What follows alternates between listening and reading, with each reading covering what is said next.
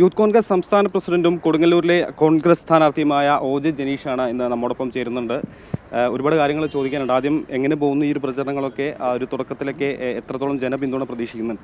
തീർച്ചയായും പ്രചരണ പരിപാടികളൊക്കെ വളരെ ആവേശകരമായി തന്നെ അവിടെ മുന്നോട്ട് പോകുന്നുണ്ട്. കടന്നു ചെല്ലുന്ന എല്ലാ ഇടങ്ങളിൽ നിന്നും വലിയ പിന്തുണയും പ്രോത്സാഹനവും ലഭിക്കുന്നുണ്ട്. അവിടെയുള്ള ആളുകൾക്കിടയിലൊക്കെ തന്നെ നമ്മളൊരു പുതുമുഖങ്ങൾ കടന്നു വരുമ്പോൾ ഉണ്ടാകുന്ന ഒരു സ്വീകാര്യത അതെനിക്ക് വളരെ പ്രകടമായി തന്നെ അവരിൽ നിന്ന് ബോധ്യമാകുന്നുണ്ട്. പലരും ഒരു മകൻ്റെ സ്ഥാനത്ത്, ഒരു അനുജൻ്റെ സ്ഥാനത്തൊക്കെ കാണാവുന്ന ഒരാളെന്ന നിലയ്ക്ക് വളരെ വളരെ പെട്ടെന്ന് തന്നെ നമ്മളോട് സിങ്ക് ആവുന്നുണ്ട്. എനിക്കും അങ്ങനെ തിരിച്ചാകാൻ വേണ്ടി കഴിയുന്നുണ്ട്. അപ്പോൾ ഞാൻ വലിയ പ്രതീക്ഷയിലാണ്. കരുണാകരൻ്റെ സ്മൃതി മണ്ഡപത്തിലെത്തി പുഷ്പാർച്ചന നടത്തിയാണ് പ്രചരണങ്ങൾക്ക് തുടക്കം കുറിക്കുന്നത്. അപ്പോൾ ഒരു അനുഗ്രഹമൊക്കെ എന്നും ഉണ്ടെന്ന് തന്നെയാണോ പ്രതീക്ഷ? തീർച്ചയായിട്ടും ലീഡർഷിപ്പ് കരുണാകരൻ 3.5 പതിറ്റാണ്ട് കാലം പ്രതിനിധാനം ചെയ്ത പഴയ മാള നിയോജകമണ്ഡലത്തിൻ്റെ 6 പഞ്ചായത്തിൽ ഉൾക്കൊള്ളുന്ന ഒരു നിയമസഭാ മണ്ഡലമാണ് കൊടുങ്ങല്ലൂർ നിയമസഭാ മണ്ഡലം എന്ന് പറയുന്നത്. അപ്പോൾ അദ്ദേഹത്തിൻ്റെ ഓർമ്മകളും അദ്ദേഹത്തിൻ്റെ കാലഘട്ടത്തിൽ പ്രവർത്തിച്ച ഒരുപാട് കോൺഗ്രസ് പ്രവർത്തകരും അദ്ദേഹം MLA യും പ്രതിപക്ഷ നേതാവും മുഖ്യമന്ത്രിയും ഒക്കെ ആയിരുന്ന കാലഘട്ടത്തിൽ നേരിട്ടിടപെട്ടിട്ടുള്ള ഒരുപാട് കുടുംബങ്ങളൊക്കെ ഇന്നും അവിടെയുണ്ട്. അവരെല്ലാം തന്നെ സജീവമായി കോൺഗ്രസിൻ്റെ പ്രവർത്തനങ്ങളിലോ അല്ലെങ്കിൽ പ്രവർത്തനങ്ങളിലോ നോക്കിക്കാണുകയും ചെയ്യുന്ന ആളുകളൊക്കെ തന്നെയാണ്. ലീഡറെ മറന്നൊരു മാളയില്ല, മാളയെ മറന്നൊരു ലീഡറും ഉണ്ടായിട്ടില്ല. അപ്പോൾ അങ്ങനെയാണ് ലീഡറുടെ ഒരു കാലഘട്ടം മുഴുവൻ മുന്നോട്ട് പോയിട്ടുള്ളത്. അപ്പോൾ അദ്ദേഹത്തിൻ്റെ സ്മൃതി മണ്ഡപത്തിൽ വന്നിട്ട് തന്നെ നമുക്ക് ഈ തെരഞ്ഞെടുപ്പുമായി ബന്ധപ്പെട്ട പ്രചരണ പരിപാടികൾ ആരംഭിക്കാൻ വേണ്ടി സാധിക്കുകയുള്ളൂ.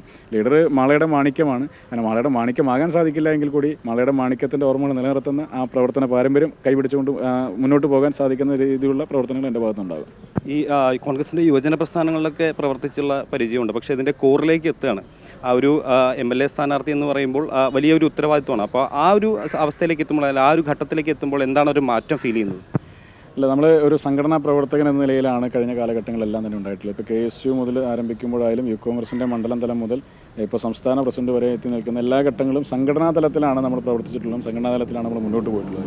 ഒരു പൊതുപ്രവർത്തനവും രാഷ്ട്രീയ പ്രവർത്തനമൊന്നും രണ്ടായി പോകേണ്ടതല്ല, ഒരുമിച്ച് പോകേണ്ട കാര്യങ്ങളൊക്കെ തന്നെയാണ്. പക്ഷേ ഒരു സംഘടനാ പ്രവർത്തനം, ഒരു പൊതുപ്രവർത്തനത്തെ സംബന്ധിച്ച് ഒരു പൂർണ്ണത വരുന്നത് ഇത്തരത്തിൽ ജനപ്രതിനിധിയാകാനുള്ള ഒരു അവസരം ലഭിക്കുമ്പോഴാണ്, നടത്തുന്ന പ്രവർത്തനങ്ങൾ ജനങ്ങൾ അംഗീകരിക്കുമ്പോഴാണ്.